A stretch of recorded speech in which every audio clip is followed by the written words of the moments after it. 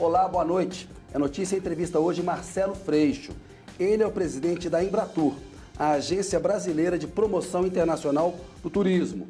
Ele foi deputado estadual por 3 vezes no Rio de Janeiro, presidiu a CPI das milícias, foi deputado federal e também foi candidato ao governo do estado do Rio de Janeiro no ano passado. Tem uma longa carreira na defesa dos direitos humanos e também é professor. Freixo, boa noite para você. Boa noite, Kennedy. Prazer imenso estar aqui com você. Prazer é meu poder fazer uma entrevista com você. Ô Freixo, a Embratur ela foi criada em 1966. De lá para cá, né, nesses 56 anos aí dela, 57 anos, ela teve mudanças nas atribuições. Em 2019, me parece que ela passou a ser uma agência. Isso. Explica para a gente qual que foi a mudança principal e qual que é a atribuição que a Embratur tem hoje. A Embratur, Kennedy, ela é anterior ao Ministério do Turismo, né? Então, ela era a grande autarquia responsável por todo o turismo brasileiro, né? Tanto turismo que a gente chama de doméstico, é o cara que viaja dentro do Brasil, como o turismo internacional. O Brasil, por ser um país de dimensão continental, ele tem um turismo doméstico muito forte, né? Então, você sai do Rio para o Ceará, sai de Manaus para o Rio Grande do Sul, você tem uma dinâmica interna muito grande, sim, com um volume muito grande, muito gerador de emprego e renda. E o turismo internacional é muito importante por causa do rendimento. Em 2003, o presidente Lula, no seu primeiro governo, junto com o Valfrido Marisguia, né, que é uma figura a quem eu remeto todas as saudações, porque ele foi muito importante para o turismo brasileiro, cria-se o Ministério do Turismo. E aí há uma separação. O Ministério do Turismo começa a cuidar de toda a infraestrutura e turismo doméstico, e a Embratur, né, começa a se especializar enquanto uma empresa de promoção do Brasil no mundo, promoção internacional, né? Em 2019, no governo passado, no governo Bolsonaro, há um momento muito decisivo na história da Embratur, né? Porque eles fazem uma medida provisória, em 2019, que diz que a Embratur vai virar uma empresa de serviço social autônomo, uma agência, sim, como é a Apex. Eu sempre gosto de comparar com a Apex, porque tem um destino semelhante ali. Sim. A Apex, quando é criada, ela é para exportações, né, importações, todo o comércio do Brasil no mundo, ela é criada, uma agência, com uma fonte de rendimento, fonte de orçamento, que corresponde a 12% do SEBRAE. Então, a Apex está ali, está regularizada. Quando eles fazem isso com a Embratur, em 2019, nessa medida provisória, falam, a Embratur está aqui, vai virar uma agência, vai deixar de ser autarquia e a fonte de renda vai ser 15% do SEBRAE. Na hora de votar na Câmara, o que acontece? Vota que vira uma agência, mas não vota a fonte. Ou seja, fonte para financiar, não dá o orçamento necessário. Não dá nenhum orçamento. Nem o necessário, nem o pouco necessário, nada. Não dá o orçamento, que é uma loucura, isso é um erro que o governo passado cometeu. Ou você aprova a agência e dá o orçamento, ou você não aprova a agência e continua sendo uma autarquia, sim, porque aí você está no orçamento público, né? Uhum. E você não tem como fazer turismo sem promover o lugar. Sim. Não é só para fonte de custeio, que também é importante, você tem que ter equipe, né? Mas você precisa promover os destinos. Você tem que Como é que o mundo vai conhecer o que é a Amazônia, o que são as praias, né? O que é o sol do Brasil, o que é o Sudeste, o turismo de negócio, o ecoturismo, as serras, a gastronomia, a cultura. O Brasil tem muita possibilidade, uma diversidade imensa. O turismo hoje, Kennedy, no Brasil, corresponde a 8% do PIB. É muita coisa. É muita coisa. Sim. Eu gosto de fazer essa comparação. E tem potencial para crescer mais. Exatamente. O turismo é 8% do PIB. Se você pegar óleo e gás, que o mundo inteiro hoje questiona, né? Porque o que a gente espera da economia no século XXI? A gente espera da economia no século XXI que gere emprego, renda e proteja o planeta. Né? A economia de óleo e gás, eu não sei se garante as 3 coisas. E, além disso, com todo respeito aos meus amigos, né, da Petrobras, sim, e companhia, mas a economia de óleo e gás hoje é 12%. Sim. Da economia do PIB brasileiro. O turismo é 8%. Está quase lá. E se você olhar para o século XXI, para o debate da sustentabilidade, para olhar para o debate, sim, que o próprio presidente Lula está fazendo no mundo inteiro, o turismo talvez seja a nossa grande indústria geradora de sustentabilidade, emprego, renda e garantia de futuro. O Freixo ia perguntar quais são as prioridades que você tem lá na Embratur, mas eu estou vendo que a primeira delas é organizar o orçamento. Quero saber se você conseguiu o orçamento. A gente sabe que a Câmara já aprovou um projeto de apostas que destina 1% para o orçamento da Embratur, isso tem que passar no Senado. Tem uma discussão também sobre a volta dos cassinos no Brasil, que foi proibida em 1946 no governo do Dutra, e que há lá uma previsão também de destino de recursos para a Embratur. Se você acha, primeiro, que é importante, claro, aprovar esse projeto por causa dos recursos, mas se é bom para o Brasil voltar a ter cassino. Kennedy, são 9 meses que a gente está na Embratur, né? Um tempo ainda muito inicial. Primeiro desafio que eu tive foi montar uma equipe técnica, né? Então, eu consegui trazer pessoas no mercado e, nesse sentido, ser uma agência facilita muito. E eu sou defensor que seja uma agência, o que não pode ter uma agência sem orçamento. Mas o modelo da agência, como é o da Apex, ele é importante, porque você pode... porque você se torna competitivo, né? Competitivo que eu digo com outros países. Se olhar o que a Colômbia, Peru, Costa Rica, Argentina, países nossos vizinhos, né, estão fazendo com o turismo, eles estão profissionalizando o turismo. Eles estão olhando para o turismo entendendo que é instrumento de desenvolvimento, importante. Então, a gente tem que ser competitivo. Nesse sentido, eu montei uma equipe técnica muito qualificada e fiz um desenho de gestão para a Embratur muito eficiente. Então, a gente montou uma gerência de sustentabilidade e de responsabilidade climática, a gente montou uma gerência com profissionais da área, a gente montou uma gerência de inteligência de dados, né? E trouxemos a Mariana Aldrigue, que é professora da USP, especializada em Big Data e Turismo, para dentro da Embratur. Então, eu consegui trazer o que tinha de melhor no mercado do turismo brasileiro para dentro de uma empresa para pensar uma gestão de política pública da Embratur, coisa que a gente não tinha tido até então, né? Isso foi feito com eficiência. Agora, o meu trabalho, até para a empresa poder funcionar, o meu trabalho como presidente é garantir o orçamento, você tem toda a razão. Foi uma grande vitória nossa nesse projeto agora das apostas eletrônicas, né? Conseguir que 1% venha para a Embratur. Por quê? Porque eu preciso de algo estrutural. Sim. Hoje eu tenho um contrato com o Sebrae é um grande parceiro da Embratur.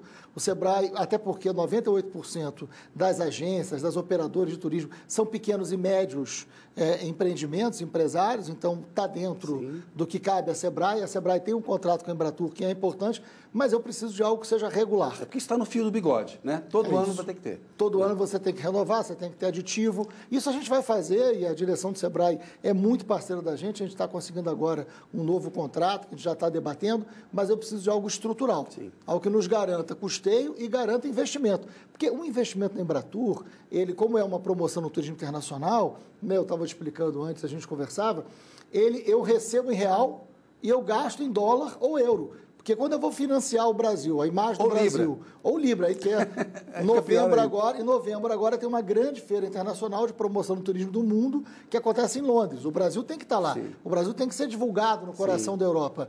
Como é que é a minha conta numa feira como essa? Eu pago em Libra, então eu recebo em real e pago em Libra. Vai ter agora em Paris, a gente está divulgando, porque Paris recebe Sim. a Olimpíada ano que vem, então é um lugar importante que o mundo inteiro vai olhar. A gente tem que divulgar o Brasil, né, em Paris. Eu pago em dólar. Então, assim, paga em euro. Né? Os Estados Unidos, nós lançamos, paguei em dólar. Então, é uma conta que tem que chegar. 1% do BET, a gente não sabe ainda quanto isso vai ser. Né? A expectativa é boa, porque não se sabe hoje, ninguém sabe quanto que vai se arrecadar. A lei foi aprovada agora, está no Senado, a gente quer que o Senado mantenha esse 1%. O outro projeto dos cassinos é um projeto que passou na Câmara, está no Senado e tem previsão de algum percentual, na lei está 15%, isso vai ser rediscutido para a Embratur. Né? Porque no mundo inteiro, isso é importante dizer, independente do debate dos jogos, hoje o mundo joga, né? Uhum. A questão é se você vai regulamentar ou não e qual vai ser o papel do Estado nisso. Eu vou dar um exemplo relacionando o turismo a isso. Portugal. Né? Não sei se você foi recentemente a Portugal. Portugal é um país que o turismo cresceu muito. Quem está assistindo a gente, que já visitou Portugal, sabe da importância do turismo. Sim. Eu falava aqui para você que o turismo no Brasil é 8%. Sabe quanto é em Portugal? 18%. Nossa, né? Portugal não tem mais atrativos que o Brasil. Só que Portugal está no coração da Europa, é um hub de conectividade, a entrada e saída da Europa passa por Lisboa, fundamentalmente, e eles organizaram o turismo. Sim. Eles profissionalizaram. Sabe qual é o orçamento de Portugal para o turismo? 250 milhões de euros. Orçamento de Portugal. Portugal é do tamanho do meu querido Rio de Janeiro. Tem a população de Pernambuco.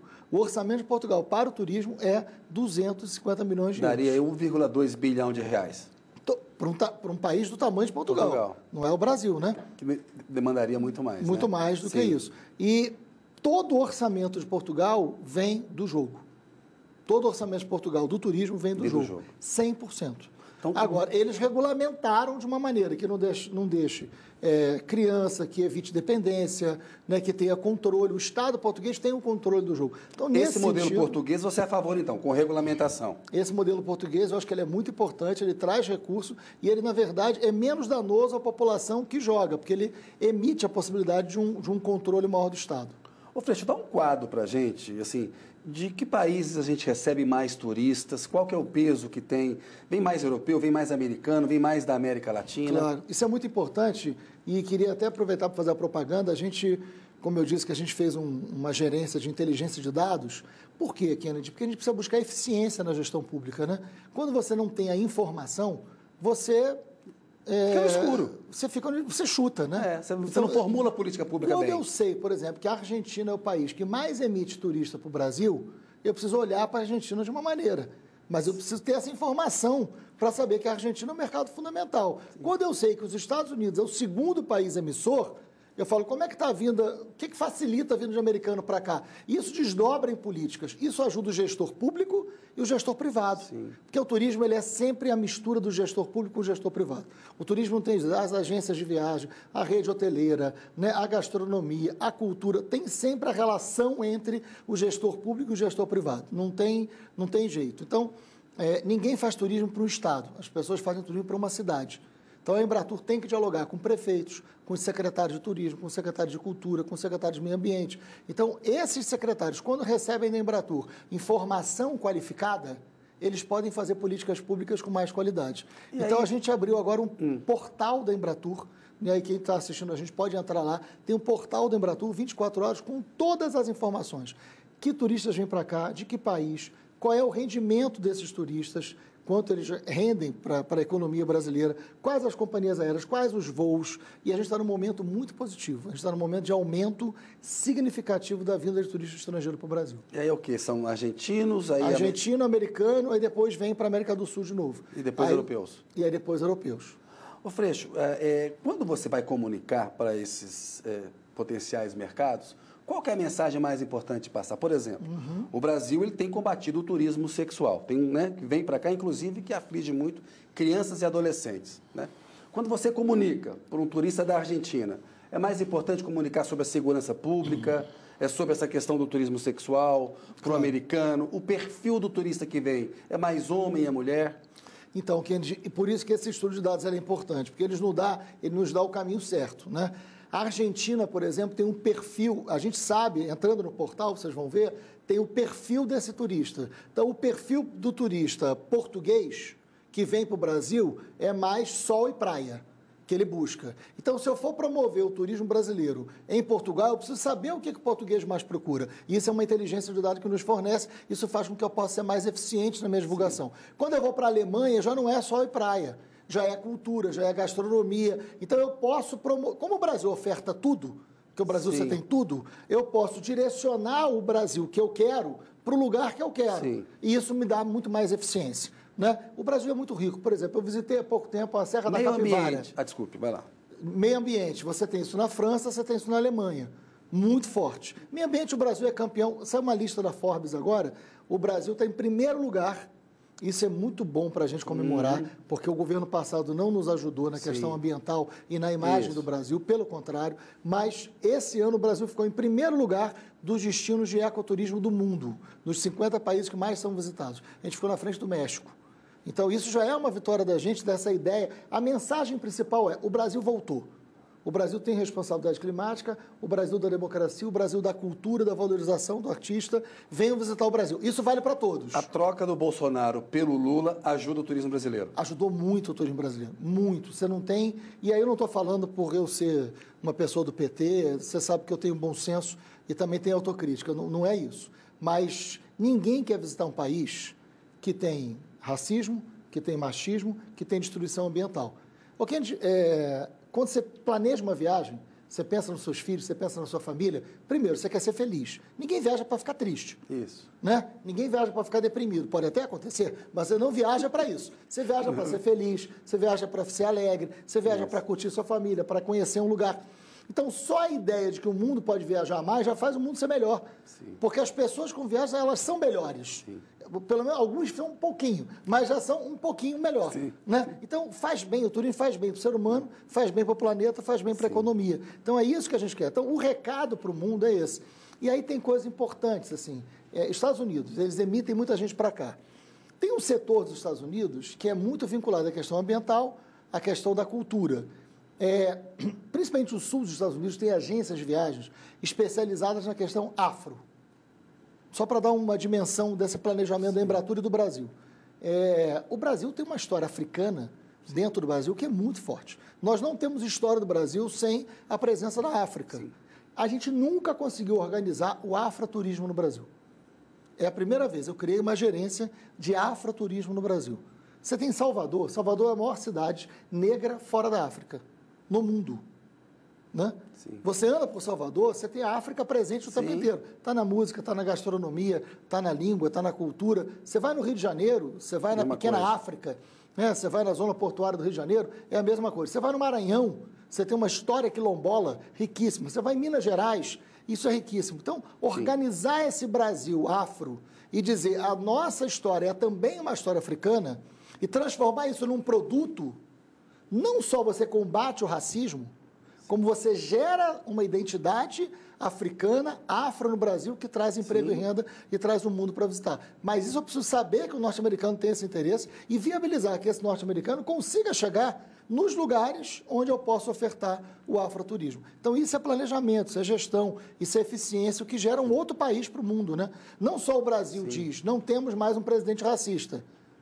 Mas mais do que não ter um presidente racista, nós temos um presidente que criou um Ministério da Igualdade Racial e a Embratur tem uma história de afroturismo para apresentar para o mundo. Freixo, e na questão do turismo sexual, como é que isso era tratado no governo anterior e como é que vocês estão tratando agora? Isso é muito importante, que remete a uma história incrível. Isso aqui, ó, está meio longe aí da câmera, não vai dar para pegar muito, mas depois eu vou te dar um de presente. Isso aqui é a marca Brasil.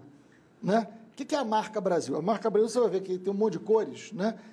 Em 2003, 2004, a Embratur fez um trabalho, aliás, com Eduardo Sanovic, que nos deixou agora esse mês e deixa muita saudade. Né? O Eduardo Sanovic foi presidente da Embratur e ele organizou o projeto Aquarela. O que é o projeto Aquarela? Para criar uma marca Brasil. Os países todos têm uma marca e a marca não é necessariamente as cores da bandeira. A bandeira é uma marca, mas a marca de um país são marcas que dizem respeito a uma identidade como o mundo vê. Né? A marca Brasil foi feito um trabalho, Projeto Aquarela, e uma pesquisa com turistas internacionais de que maneira eles gostavam do Brasil, de que eles gostavam do Brasil e de que cor eles identificavam aquilo que eles gostavam. Então, por exemplo, o cara fala, eu adoro o sol, eu identifico o amarelo. Eu adoro o ecoturismo, eu identifico o verde. Eu adoro o mar, eu identifico o azul. Mas aí, eu adoro as religiosidades brasileiras, eu identifico o branco. Eu adoro as festas, eu identifico o vermelho. E tem uma coisa ótima que está aqui na pontinha, eu adoro o povo brasileiro que é alegre, identifico o laranja. Quem disse isso, quem definiu essas cores, foram os turistas internacionais. E aí se fez o projeto Aquarela. Que legal. No governo passado, eles tiraram o projeto, tiraram a marca Aquarela e transformaram em Brasil com Z, Visite e nos ame. Isso foi de um retrocesso. Primeiro, Visite e nos ame, quando você traduz... É meio complexo de vira-lata também, né? É inacreditável. Primeiro, você não troca uma marca de um país, porque não é marca de governo. Isso. É marca do país. Do Estado brasileiro. É marca do Estado brasileiro, é marca da história do Brasil, feita por quem visitou aqui. Daqui a 30 anos, a gente tem que ter essa marca para o mundo inteiro. Quando olha, tem enfim... No aeroporto, em algum lugar onde tiver, identificar na hora. Você olha para isso aqui, você sabe que você está falando do Brasil. Isso é a marca de um país, né? Não é a bandeira. Bom, quando você bota Brasil com Z, Visite e nos ame, quando você traduz isso para o inglês ou divulga em inglês, você está sugerindo um turismo de exploração sexual. E isso a gente tem que se ver livre. Assim. O Brasil, essa ideia do Brasil exótico é muito perigoso. Sim. Né? Porque as mulheres não são exóticas, as crianças não são exóticas. Não, o Brasil é um país interessante, o Brasil é um país fascinante. A ideia de exótico parece que tudo pode. E não é assim. Então, esse Brasil a gente não quer promover. Pelo contrário, a gente teve um caso grave. Parece que não tem regras civilizatórias, né? É isso. O Brasil não está exposto, né, a desejos. O Brasil está exposto aquilo que ele tem de bom para oferecer para o mundo. E tem muita coisa boa. Então, assim, a gente teve agora um caso, no início do ano, de coaches americanos, você deve lembrar disso, que ensinavam americanos frustrados a namorar no Brasil. Sim. Qual foi a reação nossa da Embratur? Eu peguei o caso e levei pessoalmente à Polícia Federal para abrir um inquérito e investigar, e isso foi feito. Então, assim, não há diálogo com o turismo de exploração sexual. Isso a gente não quer no Brasil.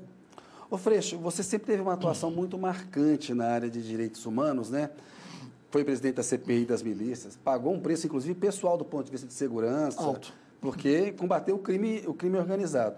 Você mudou para uma área agora que não tem, assim, ela tem um diálogo com a questão dos direitos humanos, claro, porque é importante um país que respeita os direitos humanos, claro, né? Essa imagem internacional, é claro que era importante para estar aí um turista qualificado, um turista que respeita o país. Mas como foi essa mudança para você e como é que você está se sentindo? Foi um respiro? Estou vendo que você está bem à vontade, está entusiasmado e tal. Conta um pouco. Não, foi uma das melhores coisas da minha vida, assim.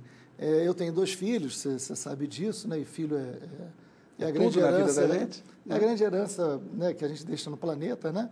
Como eles vão ser, né? A minha filha resumiu muito bem isso, né? Assim, outro dia eu cheguei em casa com um artesanato, né? E dei para ela de presente o artesanato que eu ganhei do Nordeste. E aí é um artesanato meu mesmo, tá, gente? Não são joias, é bem diferente uma história da outra.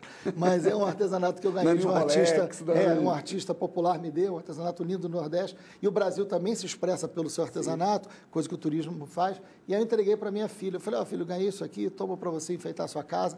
Ela falou, pai, antigamente quando você chegava do trabalho, você só ganhava ameaça, né? Agora você ganha artesanato, você ganha... Né? Então, assim, isso é o olhar de uma filha, né? Então, isso acho que resume muito, assim. Eu não me arrependo de nada do que eu fiz. É que mostra o peso da coisa, né? Você só ganhava ameaça. Né? Então, não é assim, engraçado. A gente olha e dá risada hoje. E é filho falando. É filho falando. É filho o peso que isso teve na vida, né? Então, assim, foram muito... Minha filha não tem nenhuma memória do pai sem escolta, sem ameaça, porque desde ela muito pequena, né? Então, assim, o momento da minha vida onde eu consigo... Eu dediquei quase 30 anos da minha vida ao debate da segurança pública e dos direitos humanos. E não vou sair disso. Assim, a minha cabeça é uma cabeça que pensa isso, né? Mas quando eu vou para o turismo, de alguma maneira, Kennedy, tem uma mudança muito significativa que agora eu estou propondo solução.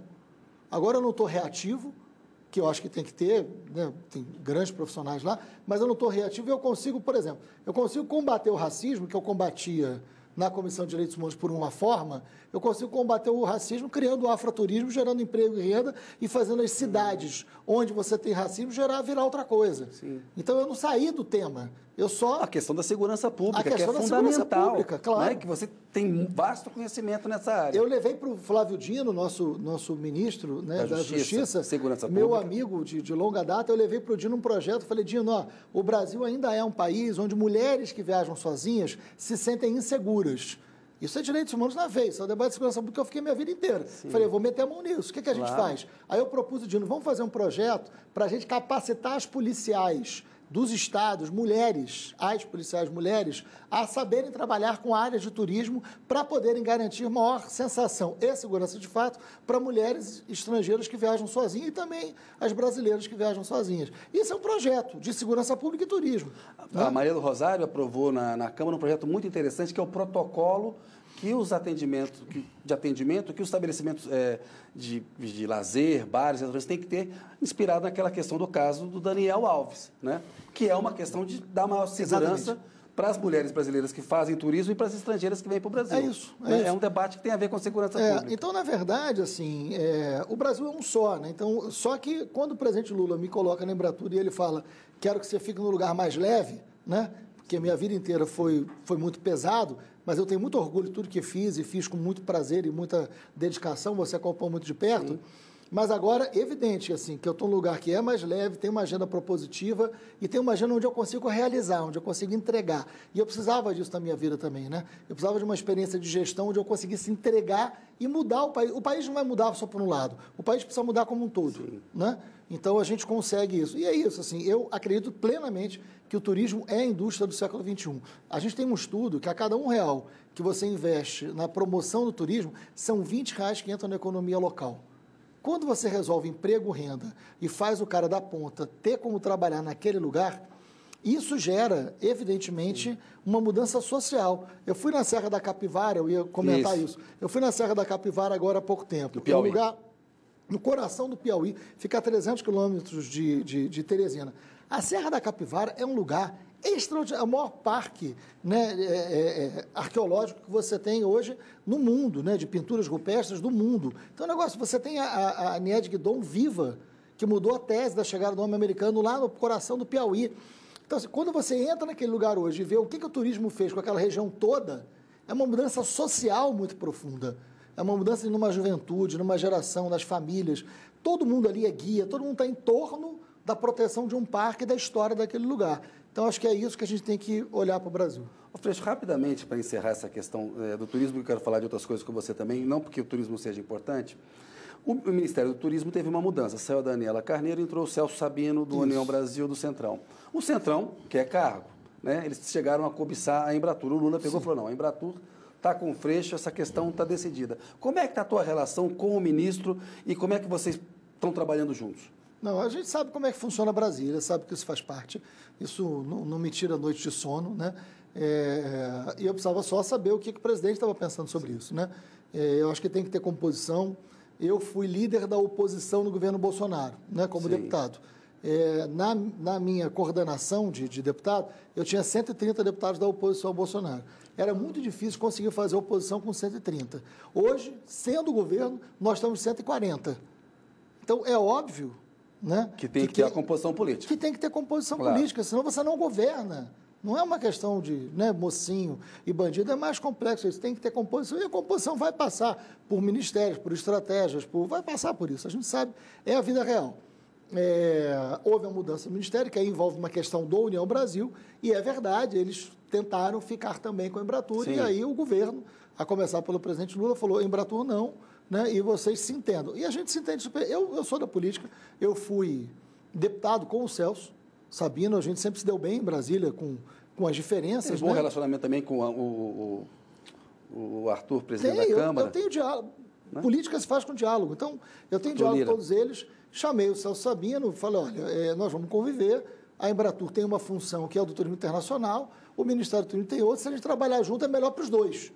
E o Celso tem sido uma pessoa, a gente trabalha junto o tempo todo, vamos estar junto na Argentina, vamos estar junto na BAV, a gente está sempre programando junto, um ajudando o outro. Agora, nessa votação dos BETs, tem um percentual alto para o Ministério do Turismo, que também precisa de recursos. Então, há um entendimento com as diferenças, mas governo é isso, é conviver bem com as diferenças que se tem. E a composição política é fundamental para o Lula ter segurança no Congresso. Você estava lá, você sabe como é que é esse jogo. Exatamente. Freixo, vou pedir licença um minutinho. É Notícia, volta daqui a pouco com Marcelo Freixo.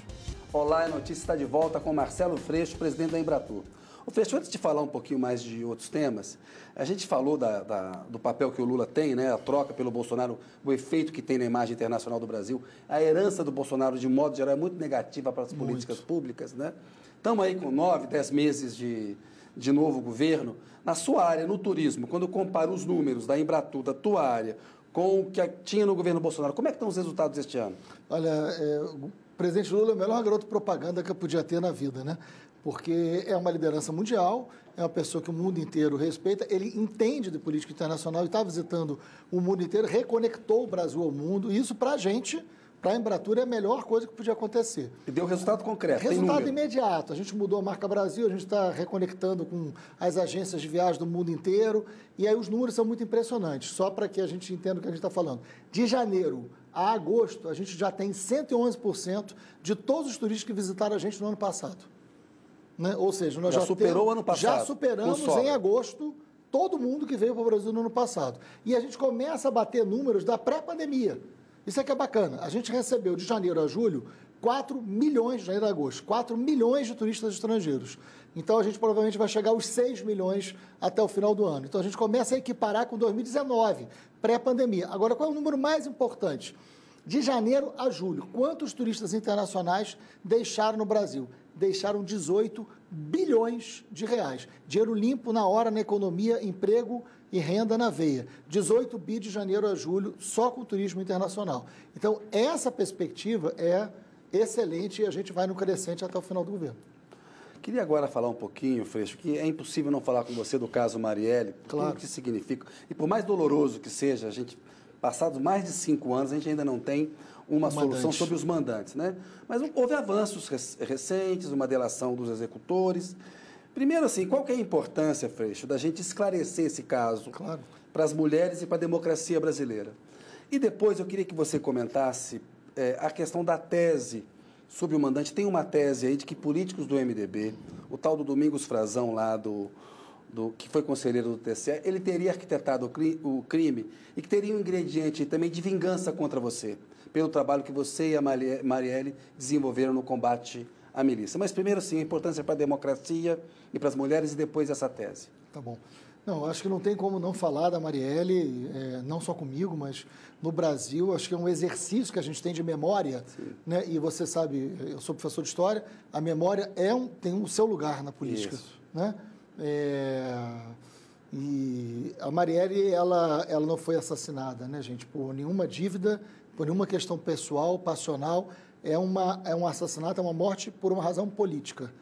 Então, uma vereadora, sendo ela uma mulher negra, que veio de onde veio, quando ela é brutalmente assassinada, e quando fazem sobre o assassinato desta mulher o que fizeram, né, quando conseguem jogar para um debate ideológico, quem é a favor e contra Marielle, como se isso separasse direita e esquerda no país, que é uma segunda tentativa de assassinato sobre a sua memória. Inclusive com fake news, né? Isso é muito um jogo sujo da extrema-direita. O Kennedy, eu estava no local do crime, eu cheguei junto com a polícia, fui eu que levei a polícia, eu estava do lado do corpo da Marielle quando as fake news começaram a ser produzidas.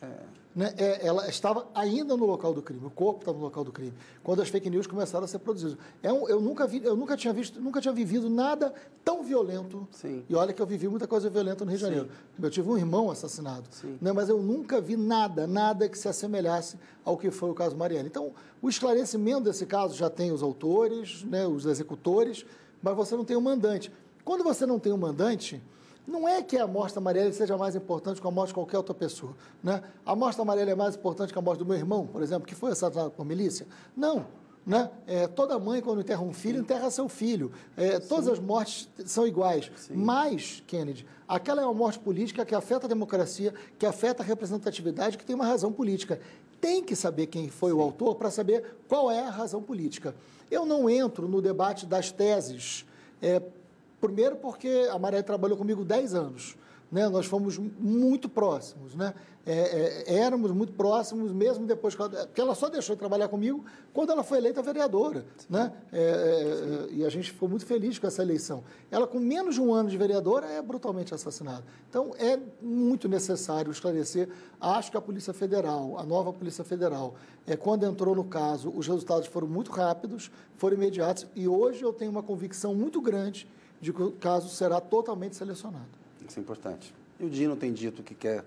Tem uma mudança de qualidade, né? O Dino e o Lula querem esclarecer o caso. Tem uma mudança de postura política. O Bolsonaro não queria esclarecer o caso pelas ligações com a milícia, com tudo que ele de ruim que ele representou no Brasil. A Polícia Federal, que hoje está na frente do caso, que é a Polícia Federal do Rio de Janeiro, da Superintendência do Rio de Janeiro, é muito qualificada e tem uma prioridade muito grande nesse caso, o que vai ser muito bom para o Rio. Ô Freixo, você falou aí da questão da extrema-direita, né, das fake news, e a gente viu como que isso foi importante para essa tentativa de golpe que aconteceu no Brasil no dia 8 de janeiro, como isso foi o motor, né, daquela tentativa de golpe. Você, como professor de História, como é que vai entrar para a história o 8 de janeiro? Olha, é muito impressionante, assim, a gente tem praticamente a mesma idade, a gente nasceu no mesmo ano. Eu sou alguns poucos dias mais velho que você, mas a gente... Jovens. Eu sou muito jovens. A gente tem... Nós fomos pegos de muita surpresa, né? Foi um domingo, assim, não sei onde é que você estava naquele domingo, mas estava todo mundo, vamos dizer, eu uso essa palavra, estava todo mundo distraído, né?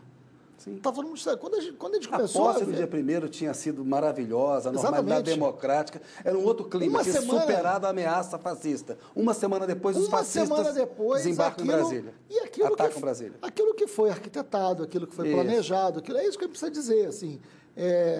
Eu sempre convivi com o embate político, eu sempre fui um parlamentar de esquerda, apesar de um parlamentar de esquerda com muito diálogo com todo mundo, porque eu respeito muito o parlamento, eu respeito muito o voto, e eu não respeito só o voto em quem vota em quem eu acho que tem que votar, eu respeito o voto, eu respeito a democracia. Sim. E respeitar a democracia, a esquerda tem que aprender isso também, respeitar a democracia significa respeitar a diferença. Isso. Eu não posso querer que todos sejam iguais, eu não posso achar que o meu papel é lacrar quem é diferente. Eu não faço esse tipo de política. Eu convivo, eu diálogo e eu tenho que entender a maneira da população olhar para a política com esta diversidade.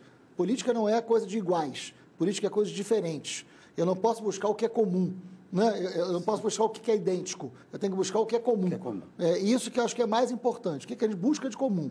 E, nesse sentido, a gente viveu uma crise democrática muito forte, honestamente, quem diz assim, se o Bolsonaro ganhasse essa eleição, esse país não resistiria nas suas instituições há mais 4 anos, nós nos livramos de um mal muito maior, as instituições conseguiram ser mais fortes, o povo conseguiu ser mais forte, e foi por muito pouco. Nós ganhamos no pênalti. Nós não ganhamos no jogo, nós ganhamos no pênalti, foi na prorrogação. Né? Então, foi difícil. Foi difícil. Agora, ganha a eleição, isso tem que ser respeitado. É muito grave uma tentativa de golpe.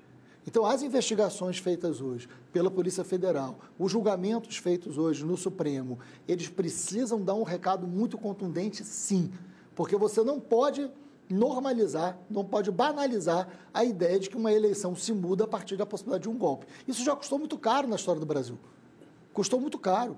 Nós tivemos, na década de 60, episódios que marcaram o Brasil por muitas décadas e nós sofremos as consequências até hoje. A América do Sul, isso aconteceu com a Argentina, isso aconteceu no Paraguai, isso aconteceu no Uruguai, isso aconteceu no Chile, isso aconteceu no Brasil, isso aconteceu em muitos lugares. Nós temos um histórico de ditaduras através de golpes que a gente não pode banalizar. Nós vencemos isso. Então, não pode ser tolerável o que aconteceu no dia 8, porque foi uma tentativa de retrocesso democrático muito violento. De 64 a 85, tivemos 21 anos de ditadura militar. Exatamente. E agora a tentativa é tentar repetir a mesma coisa. Você acredita que o Bolsonaro vai ser responsabilizado, condenado e preso? Olha, Kennedy, eu, no momento inicial do governo, achava que o Bolsonaro tinha que se tornar inelegível pelos crimes diversos que ele cometeu, e ele tem que responder pelos crimes. Vamos lá, o que aconteceu com a saúde pública foi muito grave. Todos nós conhecemos, todos nós perdemos alguém que a gente amava na pandemia. Né? Você perder alguém por uma doença, faz parte. Agora, você perder alguém por uma doença porque a vacina não foi comprada a tempo, é outra história. É grave, muito mais grave. É outra história, não é a mesma coisa. Você pode perder um pai, uma mãe, né, por um câncer, perder por uma doença que não tem a cura. Agora, você perder para uma doença que tinha vacina e que por uma razão política não foi comprada, isso tem que ser responsabilizado. Isso é crime, isso é grave. Então, foram muitos os crimes cometidos, né, contra a saúde pública, portanto, contra a vida, que tem que ser investigado. Passa disso, você tem crimes contra a ordem pública, contra a política, para além dos desvios, para além das questões relacionadas à corrupção, que é outra investigação também. Então, são muitas frentes de investigação. Sim. Com possibilidade de responsabilidade criminal sobre o ex-presidente. Ele tem que responder como qualquer pessoa tem que responder pelos seus atos. Eu acho que ele tinha que ser tornado inelegível, porque ele não pode continuar representando uma ameaça diante dos crimes que cometeu. Não se trata dele ser de direita ou esquerda, que a direita tenha candidatos. Importante que a direita tenha candidatos, importante que a direita dispute a eleição. E se ganhar, que governe, mas que governe dentro da Constituição. Isso. É só isso. Né? Agora, os crimes que hoje estão se aproximando dele, através da delação, por exemplo, do Mauro Cid, né? São delações muito graves, muito sérias, que remetem a ele responsabilidade direta na tentativa de golpe. Eu acho que não vai ter outro caminho a não ser a condenação e a prisão. Ainda nesse papel de professor de história, de político, eu queria falar com você do papel dos militares na história do Brasil, né? A mentalidade golpista, a interpretação equivocada que eles fazem do artigo 142 da Constituição, como se eles puderem ser tutores da vida pública, da vida civil brasileira, da democracia brasileira. O Múcio, outro dia, uma frase muito infeliz, acho que assim, é uma frase que desqualifica o ministro da Defesa, dizendo assim, as Forças Armadas garantiram a posse do presidente Lula. Garantiram nada, o que garantiu foi a Constituição. Né? A gente não teve uma justiça de transição da ditadura para a democracia. Como é que você avalia, Freixo, o papel dos militares? Quando que a gente vai conseguir, finalmente, profissionalizar os militares e deixar claro para eles que eles não são tutores da vida civil brasileira? Eu acho que tem 2 momentos da história que a gente precisa resgatar. Né? Primeiro que ninguém está aqui, nem eu nem você, propondo a abolição das Forças Armadas. Pelo contrário. Não, eu sei, te conheço, sei que você não pensa isso, não está propondo isso, muito menos eu. A gente não está propondo isso. O que a gente está debatendo é qual é o papel das Forças Armadas num processo democrático. Isso. Esse é o debate. E que interessa as Forças Armadas? Aí eu acho que tem 2 momentos históricos importantes. Primeiro, o que a ditadura representou para as Forças Armadas? Foi muito ruim. Foi muito ruim para o Brasil, foi muito ruim para a sociedade, foi muito ruim para a economia e foi muito ruim para as Forças Armadas. Tem gente que não entende bem o que eu estou dizendo. Foi muito ruim. Não. O ano que vem são 60 anos de golpe militar. Não tem um meia-culpa deles. Como que na Alemanha foi feito em relação ao nazismo. Né? A TV Globo fez o meia-culpa em relação ao apoio ao golpe, como a maioria da imprensa apoiou em 64. 60 anos de golpe, o ano que vem, eles não cogitam fazer meia-culpa. Exatamente. Se você pegar a década de 50 e 60 do século passado, os militares cumpriram outro papel. Né? Você tem militares com papéis bem distintos disso. Isso. Né? E mesmo em tempos anteriores, sim, você tem a história militar no Brasil, tem diversos papéis, sim, distintos ali, né? De disputas, inclusive. A ideia de uma ditadura transformou o pensamento militar brasileiro em algo incompatível com a democracia durante um período muito grande. Nós conseguimos vencer isso na década de 80, evidentemente faltando uma autocrítica, faltando uma reavaliação do que foi aquele período, até para que pudessem se adaptar melhor ao processo democrático. Não se trata de vingança, isso, não se trata de vingança, né? Se trata de um processo histórico que muda o papel de uma instituição. Agora, o outro momento muito grave para as forças militares foi o governo Bolsonaro. Sim. Né? Tão grave quanto a ditadura. Porque depois de você passar por uma década de 80, por uma década de 90, que de alguma maneira consolidava os militares num papel dentro de uma nova Constituição, que é de 88, que não abre nenhum espaço para a ditadura, a Constituição de 88 não abre nenhum espaço para a ditadura. E os militares e as suas instituições precisam se adaptar à Constituição de 88. O que acontece no governo Bolsonaro? Desvirtua tudo isso e promove um retrocesso de mentalidade, de postura e de papéis. Né? Então, o que cabe ao nosso governo agora é redefinir esse papel, deixando claro, dentro da democracia, dentro dos marcos da Constituição de 88, o que cabe aos militares. E aí eu acho que tem muita coisa para ser feita. Freixo, o programa acabou aqui, o tempo está estourado, tem um pinga-fogo aqui, peço que você responda rapidamente, 2, 3 palavras sobre uma série de personalidades aqui. Getúlio Vargas. Um dos mais geniais e controversos líderes políticos brasileiros que passou por processos democráticos e autoritários ao mesmo tempo. Juscelino Kubitschek. Olha, o Juscelino cumpriu um papel decisivo para o Brasil ser pensado como um todo, né? Jânio Quadros. Não, o Jânio é o filo porque quilo, né? O Jânio resume muito o que foi o Jânio Quadros. Não, mas a instabilidade política não é algo que a República precisa. João Goulart. O João Goulart foi uma das principais vítimas da ditadura desse país e podia ter cumprido um papel muito mais compatível com o que foi a sua mentalidade, a sua posição política, mas interrompido pela violência institucional do golpe. Ditadura militar de 64. O maior retrocesso do século XX. Tancredo Neves. Tancredo Neves cumpriu um papel de muita habilidade no Congresso Nacional, mas não conseguiu exercê-lo no momento decisivo da República. José Sarney. Meu sentimento pelo Sarney foi mudando ao longo do tempo, né? E eu acho que de muitos brasileiros, né? O Sarney, não sei quantos anos o Sarney está hoje, mais de 90 com certeza, mas hoje eu olho para o Sarney de uma maneira muito diferente que eu olhava para a década de 80. Fernando Collor de Mello. Retrocesso apenas. Itamar Franco. Itamar é uma pessoa que eu respeito e, no momento difícil, conseguiu restabelecer o diálogo. Fernando Henrique Cardoso. Todo respeito, com muitas divergências. Eu fiz oposição ao Fernando Henrique Cardoso, né? Já num período onde eu atuei muito politicamente, mas uma pessoa que está no campo da democracia. Dilma Rousseff. A Dilma, primeira mulher eleita na história do Brasil, sofreu uma das maiores violências políticas que esse país já viu e por ser mulher isso só se tornou mais grave. Michel Temer. Não convivi com Michel Temer e não sinto nenhuma saudade de não ter convivido. Jair Bolsonaro. Eu encontrei o Jair Bolsonaro uma vez no Rio de Janeiro, ele é do Rio também, né?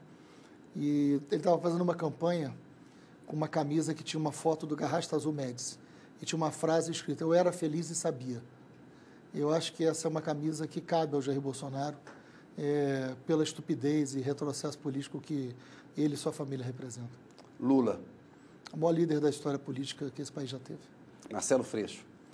Eu não gosto de me autoavaliar, não, mas eu estou sempre aprendendo e eu tinha um grande sonho quando menino, que era ser professor, né? O que eu não sabia é que ao se tornar professor eu ia aprender muito mais do que ensinar, e assim eu tento seguir minha vida. Freixo, obrigado pela entrevista. Obrigado, amigo. Boa noite para você. Boa sorte lá na Embratur. Foi um prazer falar com você. Boa prazer noite. Imenso. Valeu. Boa noite. Pessoal, a gente volta na semana que vem. Agradeço muito a sua audiência. Boa noite. Até a próxima.